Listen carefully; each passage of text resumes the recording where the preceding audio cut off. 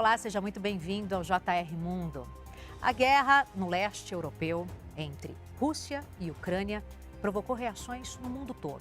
A Alemanha pretende mudar a sua Constituição para criar um fundo de 100 bilhões de euros que serão investidos no orçamento militar. Tudo isso, toda essa mudança, acontece após a troca de comando no país. Após 16 anos no poder, Angela Merkel foi substituída por Olaf Scholz. Para a gente entender esse novo governo e também entender um pouco dessa mudança de postura da Alemanha, JR Mundo tem o prazer de receber hoje o professor de Relações Internacionais, Kai Lehmann, professor de Relações Internacionais da USP. Muito obrigada pela sua participação, professor. Muito obrigado pelo convite. Obrigado.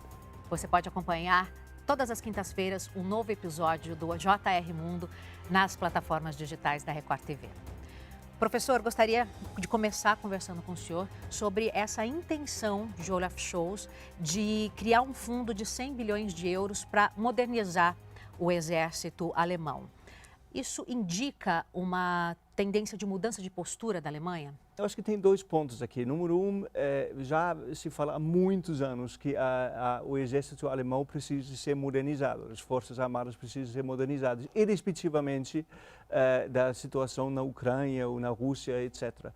Então, em muitos aspectos, a crise, a guerra na Ucrânia, abriu uma possibilidade para realmente tentar fazer essa modernização. É difícil, politicamente, historicamente, para um governo alemão falar muito sobre o exército e modernizar, e aumentar gastos, etc., etc. Isso ainda tem um peso histórico por trás. Então, às vezes, precisa de abrir uma brecha para que isso possa ser feito, e essa brecha agora foi a invasão russa na Ucrânia. Quando a gente fala de modernizar o armamento militar, a gente está falando de que tipo de armamento, professor?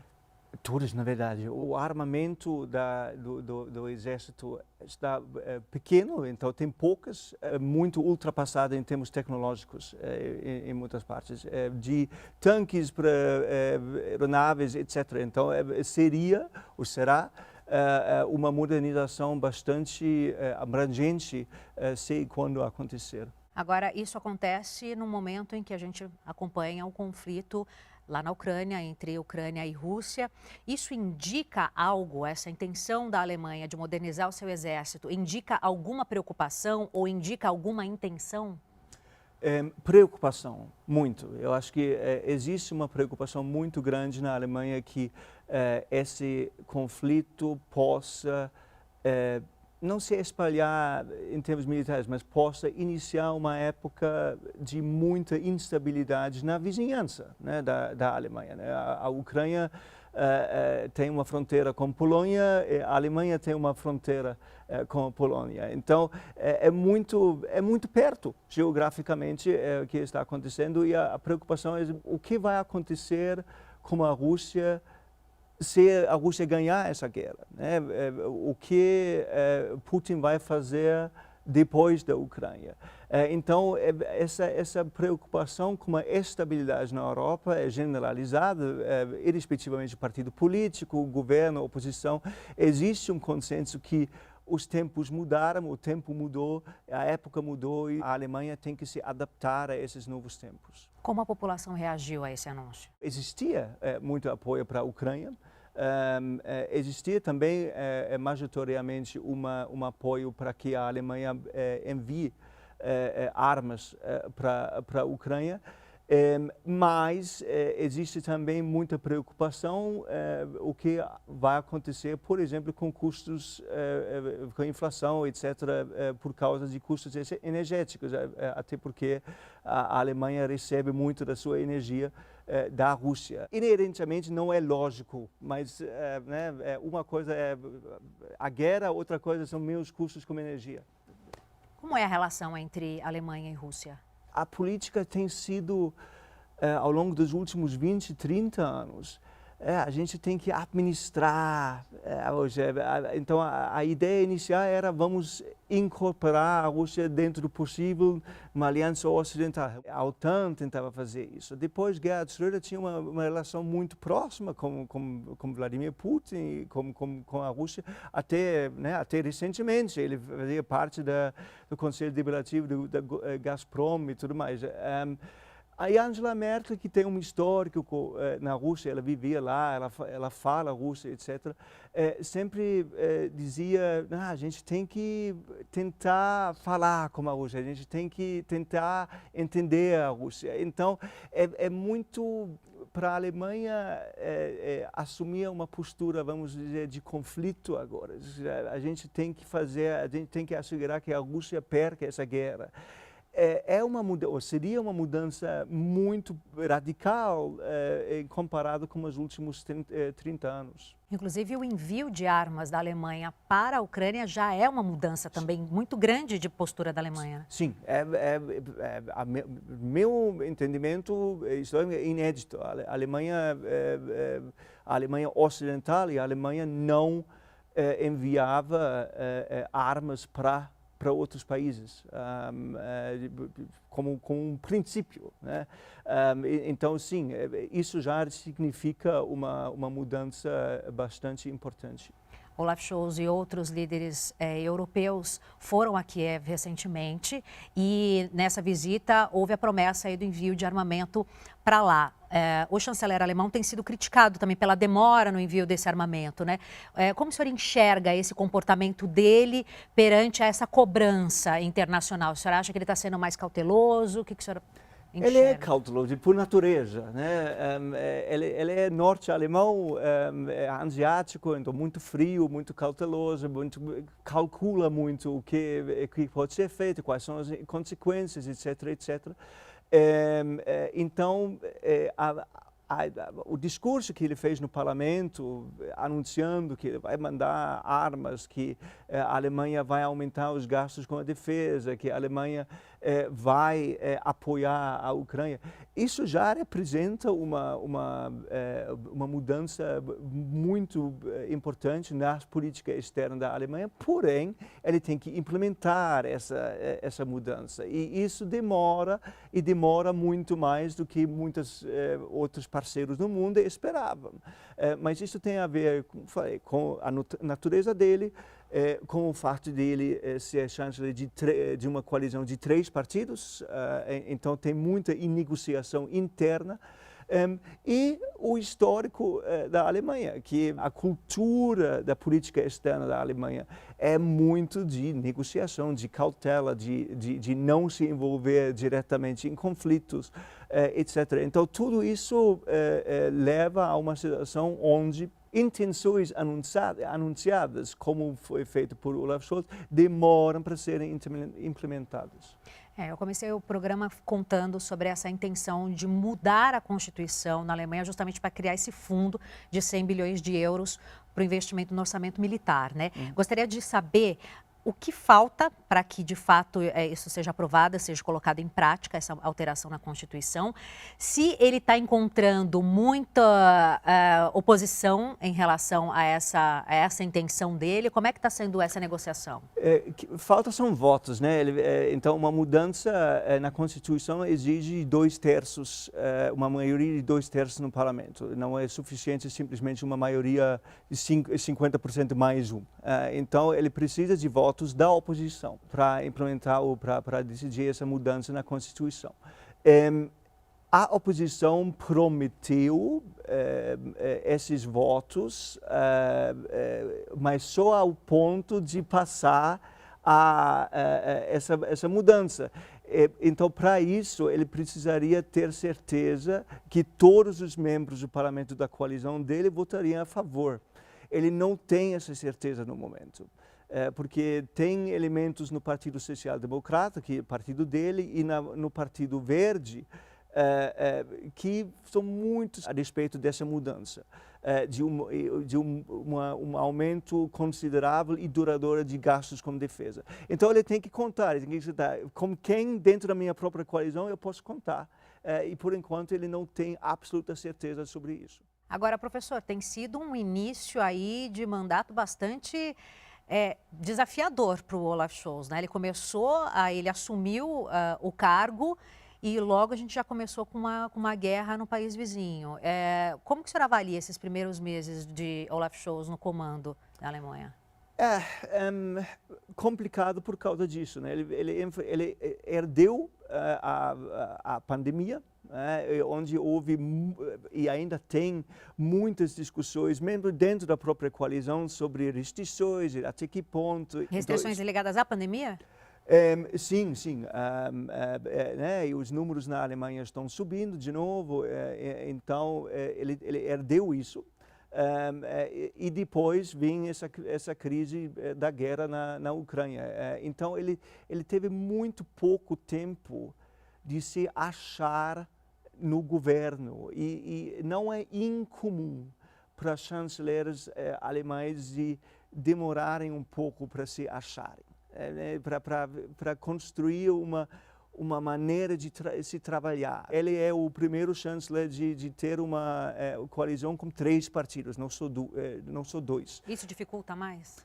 Dificulta mais porque precisa de mais negociações internas, até porque, assim, historicamente, os 2 parceiros do Partido Social Democrata, que é o partido dele, o Partido Liberal e o Partido Verde, são muito diferentes ideologicamente. Uma é muito da esquerda, vindo dos movimentos pacifistas e antigueiras do final dos anos 70, início dos anos 80, e outra um partido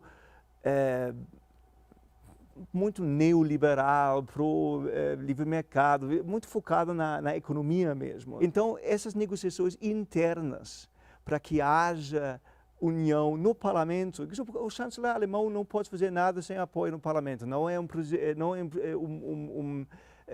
sistema presidencial, é um sistema parlamentar, então ele tem que passar tudo pelo parlamento.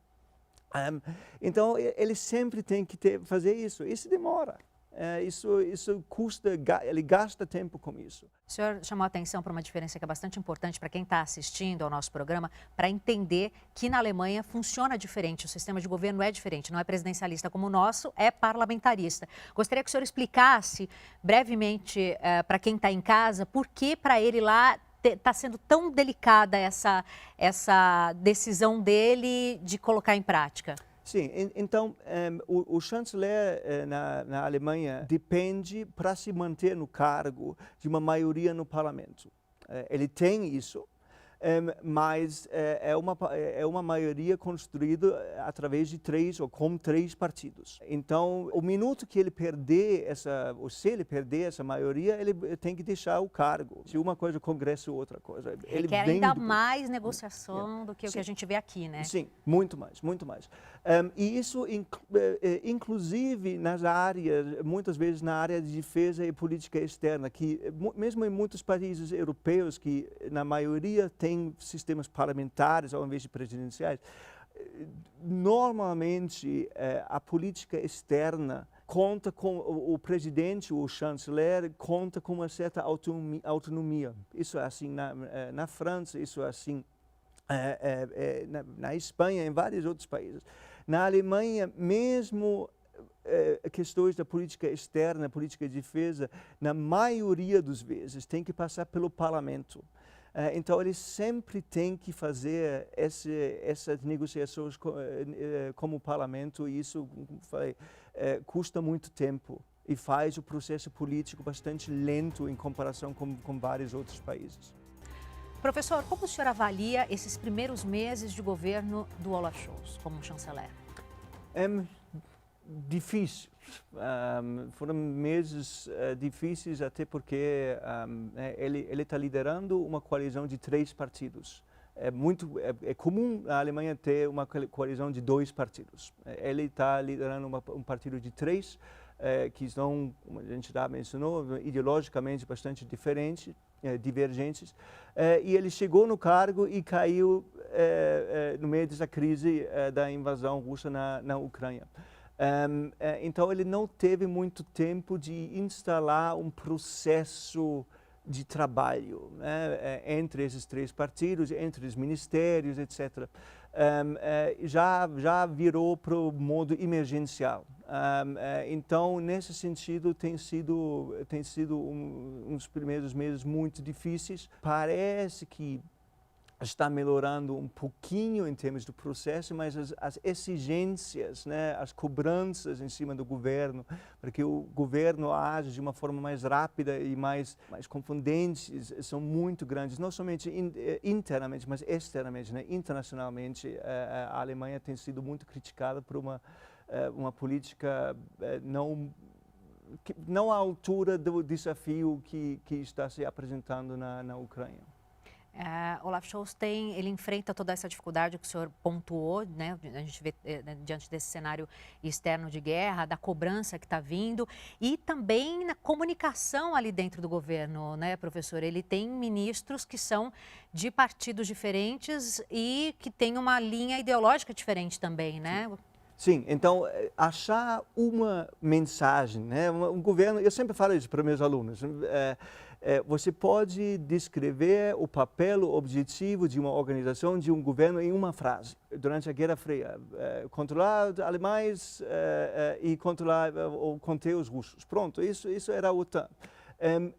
Qual é o governo alemão, esse novo governo, em uma frase? É muito difícil dizer, porque a gente literalmente não sabe ainda, porque desde que assumiu, quase desde que assumiu, está lidando com as maiores crises na Europa em 75 anos. E existe uma expectativa em cima da Alemanha para assumir um papel de liderança. E essa expectativa, seja ela realista ou não, o governo não age à altura, pelo menos na opinião externa, e ele está tendo problemas com isso, em termos de imagem pública dele, Olaf Scholz, e do governo como todo. E professor, quando a gente volta a falar sobre essa questão da intenção dele de criar um fundo para investir no orçamento militar, do ponto de vista econômico, isso é viável?